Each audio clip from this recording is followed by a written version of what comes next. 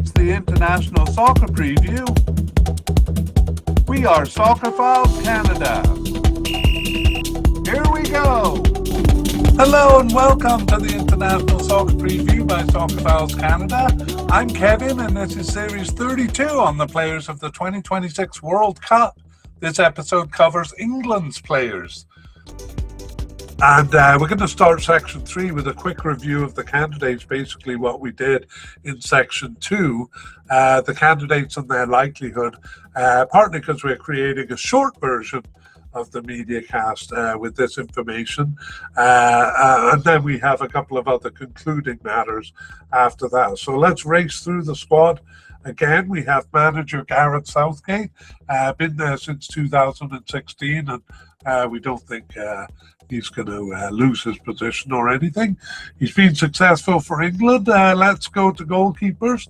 Two candidates at the definite level, Jordan Pickford and Dean Henderson, and then one at the likely level, James Trafford. And that's about it, because the next candidates we have are seemingly off the squad, Nick Pope and Aaron Ramsdale. And generally, I'm not going to actually even mention players below the possible level there. It's just a bit surprising that there are so few candidates for goalkeeper there.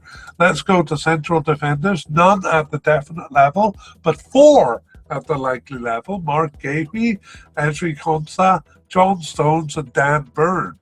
We also have two at the possible level, Jarrell Quansah and Trevor Chalobah there. We have quite a few candidates below that, but as I said, we're going to skip that.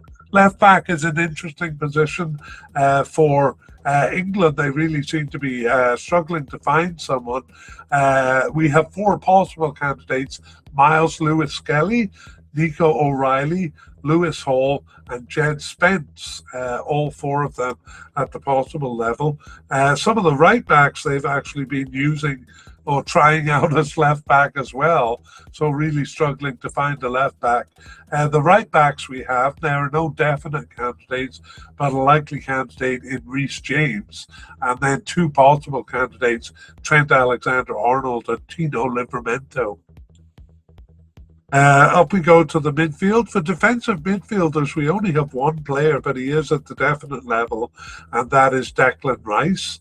For central midfielders, or players coded as central midfielders, we have none at the definite level, but two at the likely level, James Anderson and Jordan Henderson, and then three at the possible level, Curtis Jones, Ruben Loftus-Cheek and Adam Wharton. Up we go to the attacking midfield, and we have a versatile attacking midfielder, only at the possible level though, that's Phil Foden. There, might be surprised to see that he's just possible. Left attacking midfielders, we have no definite candidates, but likely candidates, Anthony Gordon and Marcus Rashford. That's all we have on the list here. Well, we have less seemingly off the squad players, but we're not talking about them. Let's go to right attackers. Also no definite candidate here, and two likely candidates, Bukayo Saka and Noni Madueke. Here we do have a possible candidate in Jared Bowen on the list.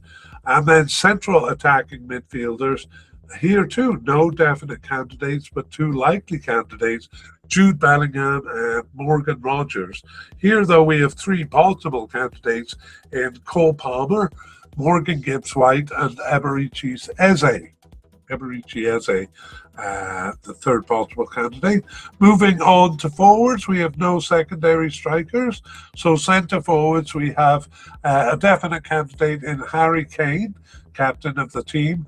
None at the likely level, though, and just two at the possible level, Ollie Watkins and Dominic Solanke. So I wouldn't be surprised if they bring a few new names in. It's a fairly thin list here for England overall. But yes, we will return to them in March. We're going to do a couple of closing pieces of business here. Big names off the squad.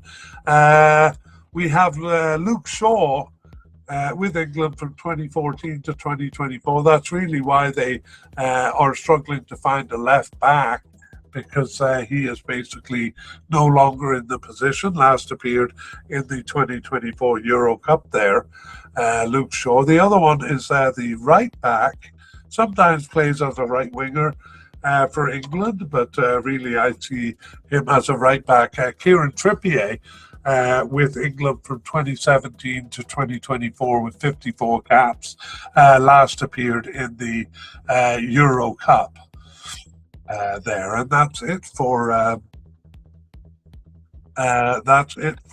big names. Let's take a quick look at injuries here. We have generally had a lot of injuries over the period. So many players missing a few games over the period due to injury.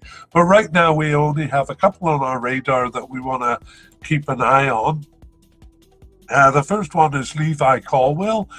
He's a possible but unlikely central defender, out with a cruciate ligament tear since early September, with an unknown return date. So again, the injury is probably part or undoubtedly part of the reason that we don't have him high on our likely list there. And we have to put him in the unknown. Oops, I the wrong thing there. In the unknown Levi Colwill. The other one is James Maddison. Again, probably wouldn't be seemingly off the squad if he hadn't been out with injury basically for the whole year. He is expected back on June 1st, though. That'll probably be too late, but we'll put him in the expected back column. And yeah, we're a bit far out from the World Cup right now, so just those two long-term injuries to deal with, but we may have more to talk about when we do part two closer to the Cup. So closing thoughts for England. Well, I do find the roster a bit thin, and I wouldn't be surprised if they bring in a few new names for the March games, which we'll talk about when we get to part two. Let's preview part two. What are we going to do? Well, our main business is telling you the selections that England makes for the final squad particularly, and for the preliminary squad if they release one. And we'll talk about any surprises. That could be notable non-selections or unexpected inclusions, and new players, as always, a couple of new players who pop up. We'll give you an update on those injured players we talked about and any new injuries that come up. And for fun, in part two, we try to predict who the starters are going to be for each position. So that brings us to the end of our look at England, part one. So stay tuned for part two, and for our look at the players of the other teams in the World Cup.